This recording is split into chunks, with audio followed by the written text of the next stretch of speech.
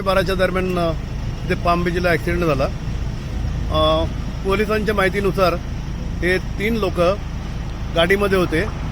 गाडी टी परमिटची गाडी आहे, ते शुद्धीमध्ये नव्हते असं पोलिसांनी सांगितलं आणि त्यांनी इकडे गाडी कंट्रोल झाल्यामुळे इकडे साईडला ते सगळं लाकडं दगडी तोडत समोरच्या झाडाला जाऊन आदळली। गाडी एवढी जोरात आदळली की बाउन्स बॅक होऊन पाठीमागे पाईपलाईनला डायस झाली गाडी परत पुढे आली आणि त्याच्यामध्ये ते बॅडली इंजर्ड झाले।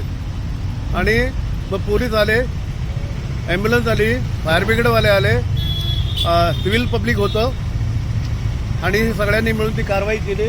पण मी सगळ्यांना अवेअर करतोय की बाबांनो, हेल्मेट घाला। हेल्मेट फक्त पोलिसांसाठी दाखवण्यासाठी नसतं, तर तुम्ही स्वतः हेल्मेट घाला, बेल्ट प्रॉपरली घाला आणि तुम्ही स्वतःची सेफ्टी बघा। धन्यवाद।